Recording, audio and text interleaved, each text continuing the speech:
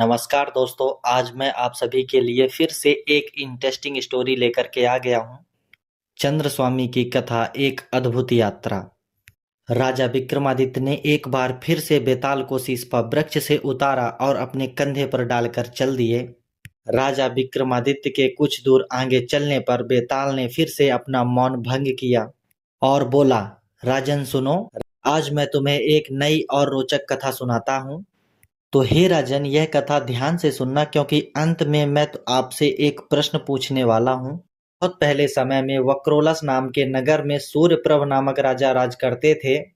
वे इंद्र के समान शक्तिशाली और हर प्रकार से सुखी और संपन्न थे, परंतु उनके संतान न होने के कारण उनका जीवन अधूरा था। दूसरी ओर ताम्रलिपि नामक नगर में एक धनी महाजन धनपाल रहता था। उसकी इकलौती पुत्री धनवती अत्यंत सुंदर और गुणवान थी। उसकी सुंदरता ऐसी थी कि उसे देखकर अप्सराओं को भी भ्रम हो जाए। जब धनवती युवा हुई तभी धनपाल की मृत्यु हो गई।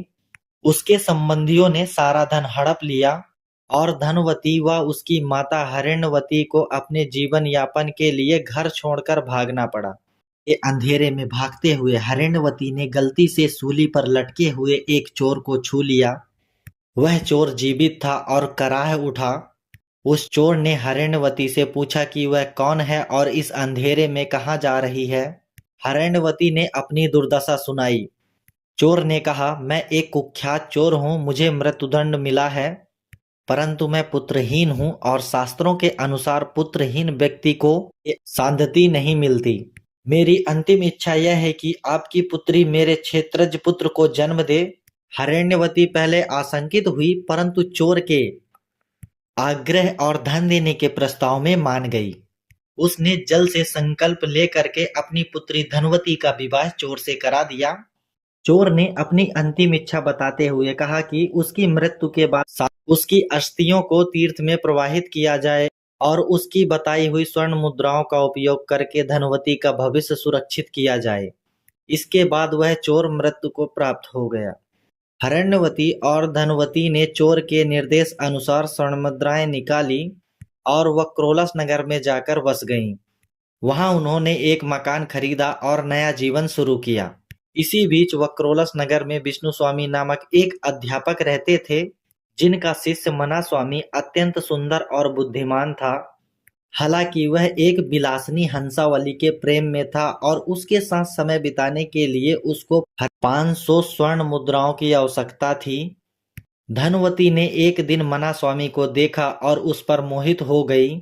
उसे अपने चोर पति की आज्ञा याद आ गई। उसे एक क्षेत्रज पुत्र को जन्म देना है।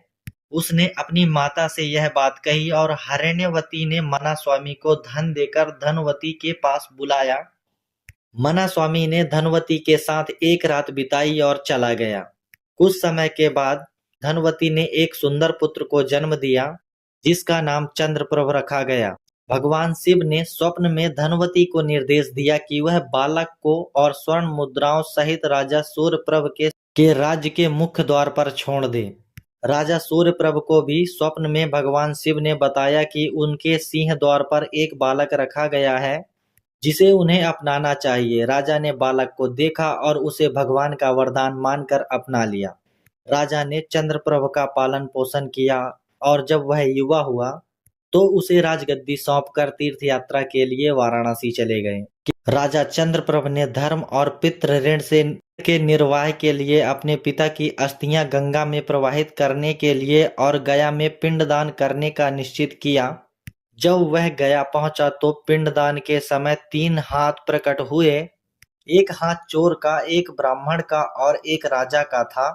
चंद्रप्रभ और ब्राह्मण निर्णय नहीं कर सके कि पिंड किसे दिया जाए। इतनी कथा सुनाने के बाद बेताल ने राजा विक्रमादित्य से पूछा, बताओ राजन, पिंड किसे दिया जाना चाहिए। राजा विक्रमादित्य ने बेताल के पूछे गए प्रश्न का उत्तर दिया। राजा विक्रमादित्य ने उत्तर दिया, पिंड चोर को दिया जाना चाहिए, क्योंकि वही चंद्रप्रभ का वास्तविक पिता था।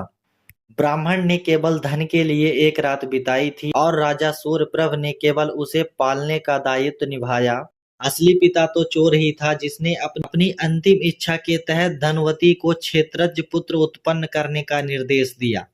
राजा विक्रमादित्य के उत्तर से बेताल प्रसन्न हुआ। फिर वह शीशपा वृक्ष की ओर लौट गया। राजा विक्रमादित्य भी उसे पुनः लाने के लिए चल पड़े। तो इस कहानी का निष्कर्ष यह निकलता है, अपनी जीवन का अस्तित्व, जीवन क्षणभंगुर है, समय रहते अपने कर्तव्यों का निर्वाह करना चाहिए।